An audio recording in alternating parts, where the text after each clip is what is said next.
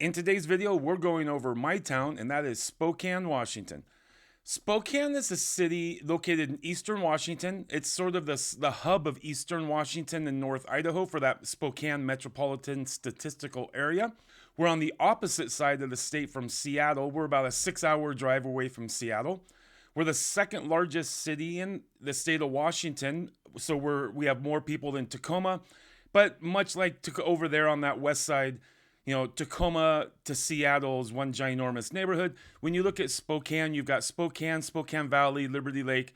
All of that is just one ginormous continuous area, neighborhood.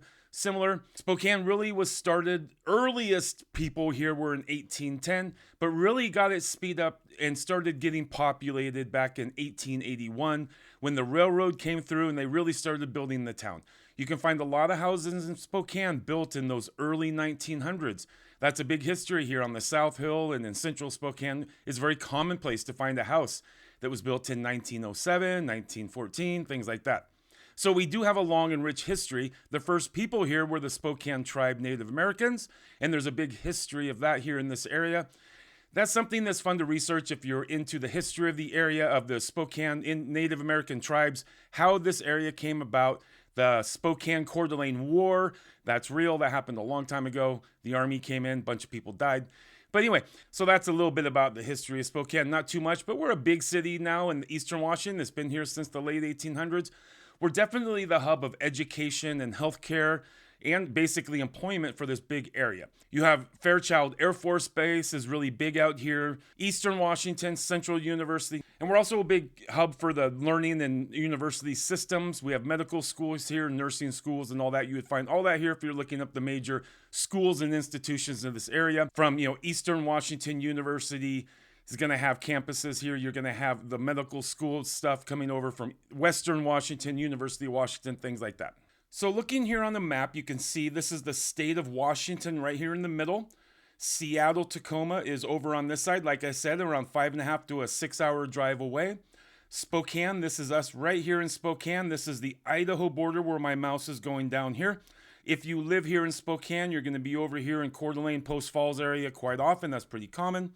Now let me show you what it would take to drive around in Spokane time-wise. So you can see right here to drive from downtown Spokane out to Spokane Airport, that's only a 9-minute drive. It's 6.5 miles. Now, if you were to drive from downtown Spokane to Spokane Valley, you can see right here, it's only a 15-minute drive. And you can see right here, if you were to go from downtown Spokane again over to Coeur d'Alene, you're at a 34-minute drive, 33 miles. Traffic isn't that big of a deal here like you have in those bigger areas. So this commute here, if you left at 5 o'clock, right at the peak of rush hour and you wanted to head over to Coeur d'Alene, I would add about 15 minutes to this route, not even that much. You're going to get caught up right here on I-90 just a little bit where you can see my mouse is. Usually you'll lose 5 or 7 or 8 minutes right here if it's really bad. And then also right here in Liberty Lake, this area right here, you'll lose a few minutes. That gets really piled up going east towards Coeur d'Alene around that rush hour. So if you hit that, you might hit an extra 5 minutes right there, maybe, or 7 or 8 minutes again. Of course, you can do the trick, and that's exit the freeway at Spokane Valley right here and avoid some of that traffic and hop back on the freeway in Liberty Lake if you want. But realistically speaking, you guys, the traffic here is not that big of a deal. I joke around that it's a half an hour really to get to anywhere from Spokane. I live in North Spokane, so I live about 20 minutes on 5 Mile, 20 minutes from downtown Spokane. It's called 5 Mile because it's 5 miles from downtown. And really, I'm anywhere within 30, 35 minutes. Like my office is in Spokane Valley by the mall. And from my house out to there, I'm looking at a 35-minute drive almost every single morning. That's what it takes me. It's not that bad. If there's a little traffic, sometimes you can add a couple minutes to that. But that's because there'll be maybe road construction or an accident. Not just normal traffic, is fine here. It's not like in Denver where I moved from or Seattle where I used to live that has traffic that's just a solid stop. We don't have that here. Even city traffic flows really nicely. And I show this picture here, right here. This is Leavenworth. This is a live cam from Leavenworth. Leavenworth is a couple hours west of Spokane, between Spokane and Seattle. If you're looking at this video from out of state and you're wondering just some cool things to do around Spokane if you wanted to drive a little bit, of course, you're going to go to Idaho and Coeur d'Alene and all that. Maybe up to Sandpoint. That's really fun. But eventually you're going to get to Leavenworth. It's a cool little Bavarian town in the center of the state, right in the mountains. This is I love these live cams. I have these up on my screens. It's like a window that I have to these beautiful mountains. This is one of the cams. Let me show you another one. There's another one of the town. Look at those old cool buildings. And this is a live cam, you guys, right now. We're January 29th, 2023. Isn't that cool? Look at this town. Let me pull up one more cam. And there's another view of Leavenworth. Look at those mountains. It is so amazing over there. I just had to pump this. I really had to show this to you guys. This is just so neat. I will leave links in the description to all 3 of these live cameras for Leavenworth if you want to basically sit in your office and watch a beautiful view out the most amazing window in Washington State. I'll have those links in the description below. Now, back to Spokane. You want to talk about the population of Spokane. We have around 240,000 people in the city of Spokane. If you add in Spokane Valley, you've got about another 250 to 270,000 people. So you're around 600,000 when you look at the numbers, just under 600,000 for this side of the state before you get to Idaho. But really, what's called the Spokane Metropolitan Statistical Area, that's this general populous area that you would be interacting with for business or commute or work or shopping, is going to include Kootenai County over in Idaho. And if you include Kootenai County, that's 170,000 people plus 171, I think, something like that. So you're in the mid 750s, almost 800,000 people, sort of between 750 and 800,000 people in this general area. Now, this is from the census.gov website. 5.6% of people are under 5 years old. People under 18 is 21% of the population. 65 and over is 15% of the population. 56.9% of all housing is owner-occupied in Spokane. And we have 94,000 households with 2.32 people per household. Welcome to my channel, you guys. My name is Brian Johnson. I'm a real estate broker right here in Spokane with Windermere Valley, Liberty Lake. If you have any questions about real estate, my contact information is right here. Don't be shy about reaching out. My YouTube clients might call me all the time and reach out. Feel free to do that. If you want to leave a comment down below, I'll answer it there, or my email, text, send me a message, whatever you need, if you need information on buying or selling in this area. Also, I have a really nice guide to buying a home and a guide to selling a home. And in this guide, it'll give you all the information that you need if you're thinking of buying a house here. It's a free download. I don't even ask for your email address. It's a direct download. So I'll leave that download for the buyers and sellers guide. The links will be in my description, and I'll put them as a pinned comment as the first comment down below also. Now, I do like to look at these third-party sources for grading an area. I can't give a grade on the area. I'm a realtor. I can't really say, oh, this is a great this or this is a great that. I sell houses, not people. I sell houses, not neighborhoods. But we can look at third-party sources grading of an area. And this is called niche.com, and this is the grading they give for Spokane. This is in the city of Spokane, so it's not necessarily county-wide, but I wanted to give you something here to look at. The overall niche grade for Spokane is a B+. You can see for public schools, they give us a B+. They give us a B- for housing. I don't know what good for families means, B+, a B for jobs. B- for cost of living, probably because our housing has increased so fast in the last few years. We've gone up 30-40% just in the last few years when you add up the appreciation. So that is a problem here. The rents are shooting up also. When real estate prices are going up, rents went up right with it. We're seeing a softening in prices over the last year. I'll get to that in a few minutes when I talk about real estate. And we're going to see a softening in those rents also. Outdoor activities, they give us an A, as they should, because the outdoor life here is amazing. I joke around all the time with people. We have 60 boatable lakes within 60 miles of downtown Spokane. So if you like water, you like waterfront, you like boating, and all of those activities on water, you've got plenty of opportunities for that here. Now, they give us a C for crime and safety, and I really don't blame them. I don't live in worry of crime where I live, work, or play myself, but I know there's areas in Spokane that aren't so great, and you have a higher crime level. I will say, when you look into the details of our crime here, it's a lot of property crime. So we do have a lot of drug addiction and that sort of thing going on. And that's going to lead to a lot of property crime, car break-ins, that sort of thing. I'm not digging into details of statistics on crime. If you really want to know that, the violent crime stats or any of those weird, crazy ones like that, you can look into that. It's pretty easy. But I do know when we get that higher crime score here, if you do look at those stats, you'll see the property crimes are where they're really high. They give us an A- for nightlife. I totally disagree with that. I think Spokane is pretty boring and there's not much going on at night. After 8 o'clock, there's just a few, you'll have bars open, but other than that, there's not a lot going on in Spokane for nightlife. So I would check that right there. But I guess if you're comparing it to the overall area of Eastern Washington, then yeah, absolutely Spokane has nightlife. Diversity, a B+, that's a joke. I really am not even going to get into that one here. B for weather, because we have awesome weather. We're not like Seattle. We don't rain nearly as much as that. We're way sunnier than that, but we have had some really cold and snowy winters as we're having right now. So beware of that. If you're thinking of moving here, you definitely want a four-wheel drive, or don't definitely want a four-wheel drive, but you want a sturdy car because you're going to have a lot of snow in the winter. It doesn't stick around literally all winter long, but you're going to get a lot of ice. And Spokane roads are pretty crappy, actually. I think our city government really does hate us, and they must hate themselves because they have to live on the same roads we do, but they refuse to fix it. So we do have really bumpy roads. If you're into biking and you want to do road biking, this is not the town for you. You'll just go nuts with these roads, honestly. So yeah, we don't have a lot of traffic. That's a huge bonus. Our roads are kind of iffy. Yeah, that's the drawback to that, no traffic. And they give us an A for commute. And certainly I would agree with that, having lived in both Denver and Seattle. Like I said, you can get anywhere in town for about 30 minutes, in less than 30 minutes. So commute-wise, that's great. But public transportation is woefully lacking in this area. I call it the drive town. You're going to be driving everywhere you want to go in a car. You just are. You can take the bus. It's not that great. You're going to end up driving everywhere you want to go. Now, for recreation, Riverside State Park is huge. That's a state park, not a city park. That's on the Spokane River, Little Spokane River. That would be on the west side of the city of Spokane.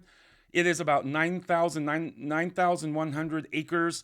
It has horseback riding. It has outdoor recreational vehicle riding. That would be powered. That's really cool if you're into the powered recreational vehicles.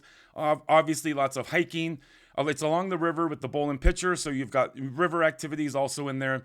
Riverside State Park is amazing. It's huge, and it's really accessible because it's super close to Spokane. Now, the other one is the Centennial Trail. The Centennial Trail starts way up Long Lake, north of 9 Mile area. If you just look on the map, you can find the beginning of the Centennial Trail. That's about a 40-mile trail. It's paved all the way down through downtown Spokane, all the way to the Idaho border. Then it continues for the Idaho portion of it, I think another 30 miles into Idaho. But our portion of it it's huge. It's long. People love it. You can't take any powered vehicles on there, but you can take everything that's not powered. Walking, bicycles, things like that. It's a long ride if you wanted to do the whole thing, so get your electric bike out for that. So it starts up here on the west side, up on the left, and you can see how it wanders down through the woods and the mountainy areas down here. It goes through downtown Spokane, through Gonzaga. Then you go through Spokane Valley, down through Liberty Lake, and you end up over here on the Idaho border. 40-mile trail. Don't miss it. If you like that kind of thing, it's awesome. Now, people ask me about schools, and I certainly can't rate schools because I don't sell schools, and I don't do that. But I do have kids in schools. And I think like a lot of people are complaining about public schools in general, so I'm not going to add to and pile on that. You can do your own research on what's going on there. But going here to greatschools.org, I wanted to show you guys the ratings we get. So here's the list of the top 5 elementary schools they're giving the ratings for in Spokane. You can look at those if you would like to. I'll just leave them here on the screen. You can look at those titles there if you want to do some more research. Maybe pause the video and you can look that up. Now here we go for the same ratings for the middle schools.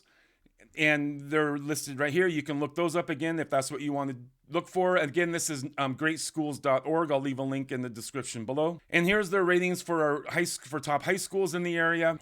Like I said, like on the others, I'll just leave this on the screen right here for a minute if you want to pause it so that you can do your own further research on schools. Now, shopping in Spokane, we've got a couple of malls. Downtown Spokane, the Riverside mall down there. It's a nice mall. That's kind of your nicer, swanky mall with the Nordstrom and the really nice movie theaters. It does have parking. It's a nice mall. So if you want that nice mall experience, go down there, park in the mall, and then you can walk across the street to Riverfront Park. That's really neat. They have the gondola down there. They have ice skating in the winter times. You definitely want to check that out, that park. It's really cute. And then the other mall in Spokane is going to be up in North Spokane, a little bit on Division on the main road. That's going to be Northtown Mall. It's not quite as nice and swanky, but it's just your sort of generic mall. Like what you would expect with, a lot of vacancies and some, middle of the road retailers and stuff. It's okay. If you need something like Barnes & Noble, that's where I'd pop out. Now, if you wanted the other mall, if you wanted that other mall experience, then I'd head out to Spokane Valley. Spokane Valley Mall, just right off the freeway. Similar to our Northtown Mall. Maybe it's just a little bigger. I don't know. I'm just eyeballing it from my experience of walking around there. I'm not really a mall person. I shop mostly online like most people. That's why there's vacancies at both these malls. But that's the other one in the valley, and they have a lot of restaurants around there like the Red Robin. And I've heard from multiple sources this Red Robin in Spokane Valley is the highest grossing Red Robin in the world. I'd really like some verification of that. So if any of you know the answer to that, leave a comment in the description or the comment down below and let me know if that is really true. As for other shopping, big box retailers, you're going to find those in North Spokane. You're going to find some of those out in Airway Heights. You're going to find some of, and you're going to find a lot of that in Spokane Valley. That's where you're going to find your big box shopping. Spokane Valley doesn't have a downtown. It just has, commercial, industrial, and housing. So that's, that's over there for a lot of shopping. If you wanted to do that sort of nicer, higher end shopping, honestly, you're going to head over to Seattle for that. This is just a place that doesn't have that really swankier high-end shopping. It's just the nature of the area. So that's going to be a 6-hour drive to Seattle or a quick flight over there if you want to do that. Now, housing's a big deal here. Obviously, the price of housing has gone up significantly, but it has dropped in the last year. So looking right here, this is the city of Spokane. Right now, the median sales price for December, the closing the year, was $349,000. That's the middle sales price. It's a better average than the average. So this is the middle of the market. You can find some houses a little bit less expensive than this, but not many. But this is the middle pricing for Spokane, for the city of Spokane. So in comparison, this is our neighbor. This is the median sales price in Spokane Valley. It's a little more right now. We're at $399,000 over in Spokane Valley. My guess is, from a real estate perspective, is going to be the new constructions over there. That's probably pulling the price up a little bit. And it's not near downtown Spokane. And heading further east, you're going to run into Liberty Lake. It's a nice little paradise golf course community on its own awesome lake. And that's going to have a median price right now of $503,000. But I'll tell you, if you go look at houses right now in Liberty Lake, as in a median, that's not the median price right now in Liberty Lake. That is barely the starting price in Liberty Lake. So what would you get for that median sales price in Spokane? So here's a quick search I have going $350,000 to $375,000. Now here's the city of Spokane outline. So this is the city of Spokane here. This little cutout is for the airport. I think we stole that. There must have been a Spokane Valley War, and we must have seized that from those guys. But that's that right here. So you can see in that middle, what they're calling the median price range, $368,000. So I'll just kind of look at, you can see these pictures right here of what we're looking at. $374,000, this is 3-bedroom, 2-bath, 1,600 feet. Here's $375,000, 4 twos at 1,800 square feet. This is a condo, $375,000 for a 2-bedroom, 1.5 bath right off of downtown. So you can see these pricing right here and what these houses look like for that median price. If you jump over to Spokane Valley, here's that median price of, I put it at $400,000 to $425,000. And getting a look, you can see the houses a little larger, a little bit newer than in the city of Spokane. $409,000, this is cute for 3-bedroom, 2-bath. Here's one that's sort of newer construction, $419,000, 3-bedroom, 3-bath. So that's just some, I wanted to show you if you're looking at Spokane in that median price range, what you get in the valley. I did mention Liberty Lake, so I want to show this to you guys right here. I did just a quick search at $525,000 to $600,000. That is definitely the entry point for Liberty Lake right now. And you can see the kind of houses where you'd be getting right there. $599,000, 4-bedroom, 3-bath, 2,700 square feet, 2,000 square feet. 4 twos for $589,000, 4 threes for $600,000. A lot of this is going to be new or newer construction. You can just see right here as I'm showing you these pictures what this looks like. You can get some really cute houses in this price range over there, you guys. You can also get cute houses. Obviously, this video is about Spokane. You can get cute houses in Spokane. I'm just comparing it to the median price. If you want these sort of cuter houses like this and you want to be in Spokane, you're going to be looking up in that you're going to look at $450,000 to $550,000 or $600,000 for that newer construction, cuter house like what you're seeing in these pictures here. I just did a video on the cost of living in Spokane. I will link that in the right here. There's going to be a little bubble at the end of the video. That will be my cost of living video. I just did that, and that goes over everything that costs, the price of everything, and not everything, but my cost of living in Spokane, my utilities, my transportation costs, gas, food, things like that. I'll link that right up there so you can watch that cost of living video. And grab those buyer guides. If you're out of town, you're not ready to talk to a real estate agent yet, but you want some information on how you can get started, go ahead and look at that link in the description. Click on it and download that buyer's guide, and it's going to give you a lot of information in there. I don't need your email address for this. My contact information is in the guide. If you need to get a hold of me, you can do that through there.